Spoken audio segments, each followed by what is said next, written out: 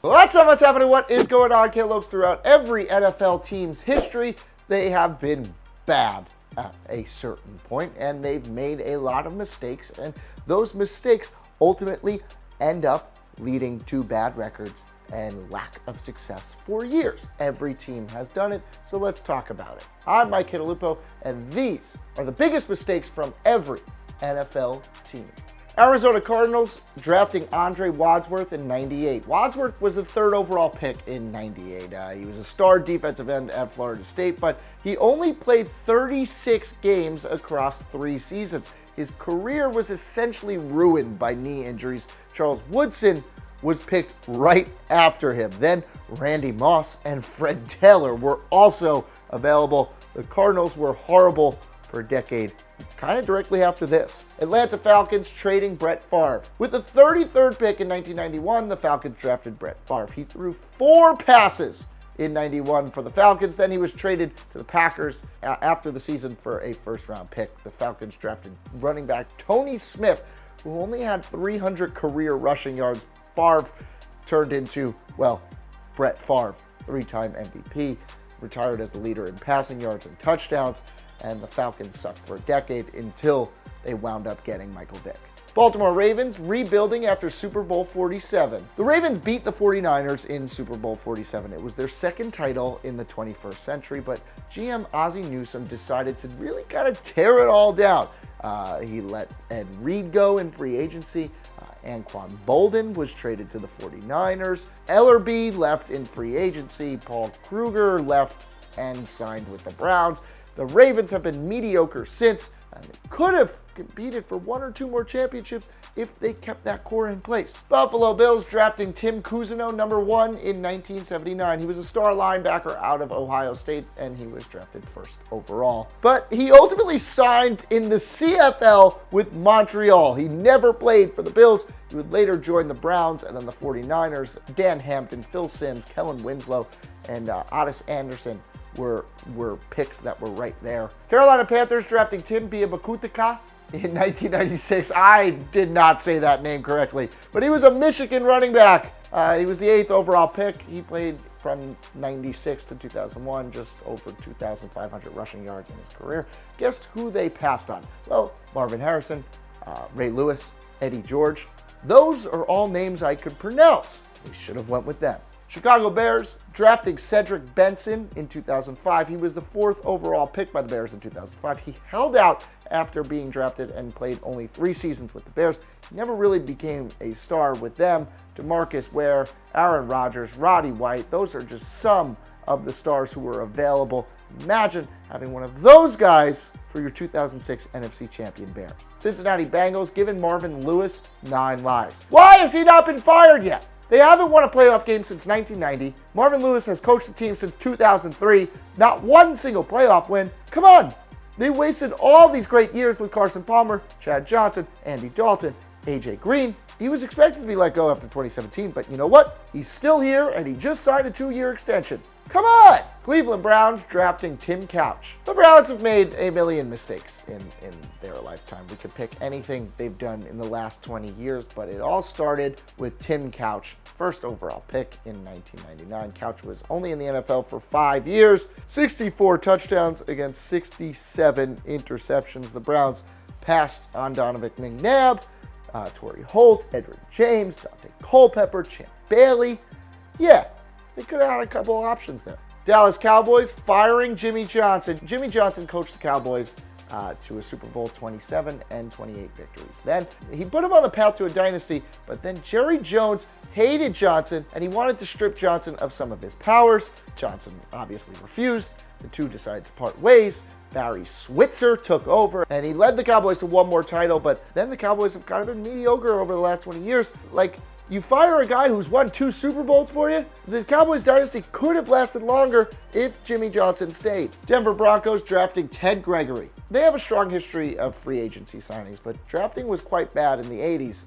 Nose tackle Ted Gregory was picked with the 26th pick in '88. He suffered a gruesome knee injury and never actually played for the Broncos. Played just one season in the NFL for the Saints. Thurman Thomas, Ken Norwood, they were all drafted shortly after. The Detroit Lions drafting Charles Rogers in 2003. This Michigan State wide receiver was drafted with the 2nd overall pick. He only played 3 seasons in the NFL, 36 catches, 440 yards, 4 touchdowns. Andre Johnson was the next pick. Yeah, you know that name. Terrence Newman, Terrell Suggs, Troy Polamalu were there as well.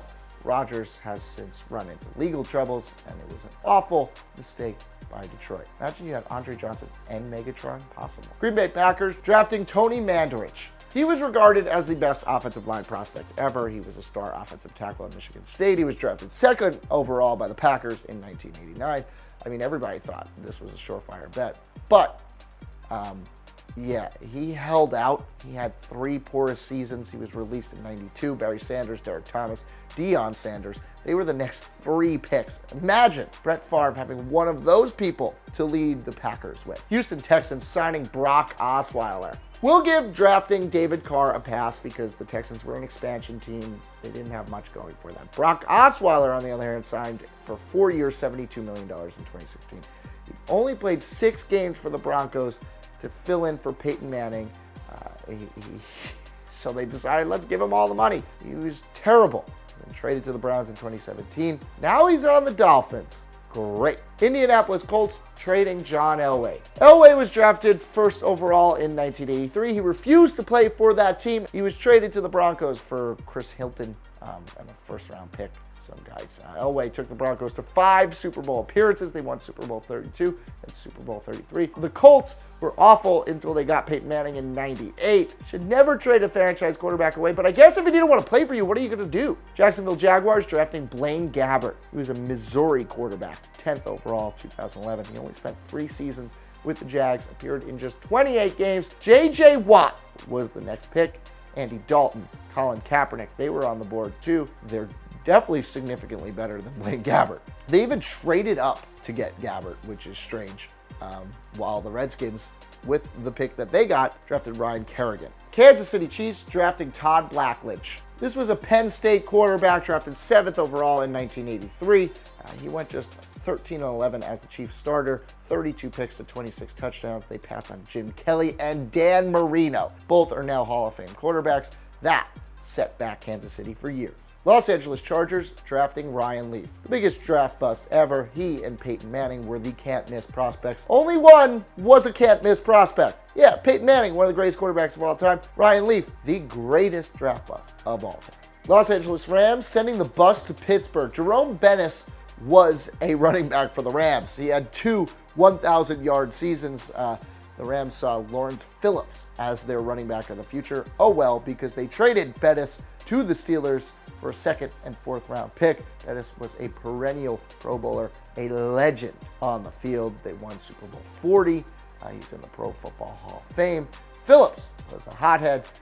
He was let go after 2 seasons. They could have kept the bus. Miami Dolphins drafting Ted Ginn. Never have I dropped to the floor in just pure shock than when the Dolphins drafted Ted Ginn in 2007. Somehow Ted Ginn has had a lengthy NFL career, but oh my God. The team went 1-15 after them. They had Marshawn Lynch, Patrick Willis, Darrelle Revis, Greg Olsen, Leon Hall, Lamar Woodley. All of those people could have been drafted, but we picked Ted Ginn, who I guess is still in the league, so I just don't know. Minnesota Vikings trading for Herschel Walker. Walker was a star running back for the Cowboys. Jimmy Johnson thought the boys needed a big trade to turn a corner. The Vikings then acquired Walker. Walker and 4 picks from Dallas in 1989. Minnesota sent 8 draft picks and 5 players to Dallas. Dallas wound up getting Emmitt Smith and Darren Woodson with the picks. Got 3 Super Bowls in 4 years thanks to the trade.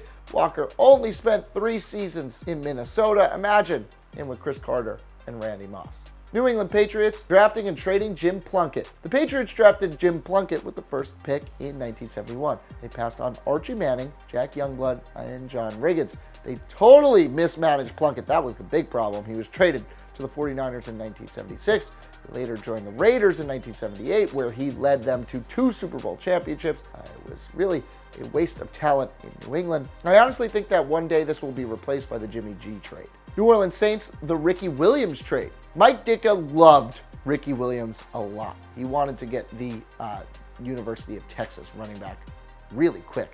Traded 8 picks to the Redskins just so that he could get Williams with the 5th pick in '99. The Redskins used 1 pick on Champ Bailey. Then Ricky Williams only played 3 years for the Saints and then went to the Dolphins. They could have drafted so many star players with that Ricky Williams pick. New York Giants drafting Cedric Jones. He was an Oklahoma defensive end, 5th overall in '96 by the Giants. He only played until the 2000 season. He never actually developed into an impact player at all. The G-men passed on Terry Glenn, Marvin Harrison, Ray Lewis.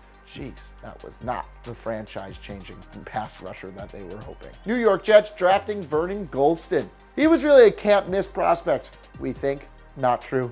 He was an Ohio State defensive end, 6th overall in 2008. And in his career, he did not record a single sack. Joe Flacco, Aqib Talib, Chris Johnson, Jonathan Stewart. Those were all options. Absolutely the worst bust in Jets history. Oakland Raiders drafting Jamarcus Russell. He was the 1st overall pick in 2007. He was this franchise-changing QB, right? But he really couldn't transition into the NFL. Lasted just 3 years, 18 touchdowns, 23 interceptions. Calvin Johnson, Joe Thomas, those were the next 2 picks. Those are future Hall of Famers. Adrian Peterson and Darrelle Revis were also options. Those are future Hall of Famers. Philadelphia Eagles trading Sonny Jurgensen. He was a 5-time Pro Bowl quarterback. He won the 1960 NFL championship with the Eagles in 1960. He led the NFL in passing yards 5 times when he was traded to the Redskins in 1964 for Norm Snead and Claude Crabb. Good names. The Eagles wouldn't make the playoffs again until 1978, while Jurgensen remained an elite quarterback for a while. Pittsburgh Steelers cutting Johnny Unitas. The Steelers drafted Unitas in the 9th round in 1955. The Steelers cut him before the season even started. Then Unitas signed with the Baltimore Colts, and the rest is history. 3 NFL championships, 1 Super Bowl, 3 MVP awards, led the league in both passing yards and passing touchdowns 4 times, best quarterback of his era. The Steelers were one of the worst teams during the 60s and 70s.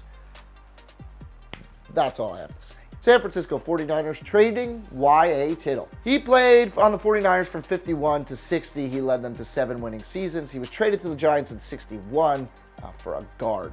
That guard couldn't even believe he was traded for Tittle. Tittle won the 1963 NFL MVP with the Giants. He led the NFL in passing TDs twice after the trade. He played at an elite level for several more years, while the 49ers were awful for a while following the trade.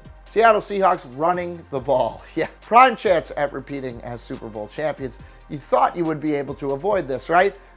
Give Marshawn Lynch the ball, you win a Super Bowl, but no, we're going to decide, yeah, let's throw it. Tampa Bay Buccaneers trading Steve Young. The Bucs drafted Steve Young with the 1st pick in 1984. It was a supplemental draft. I'm still not completely sure what that means, but Young struggled in 2 seasons with the Bucs, 11 touchdowns, 21 picks. He was traded to the 49ers for 2 draft picks.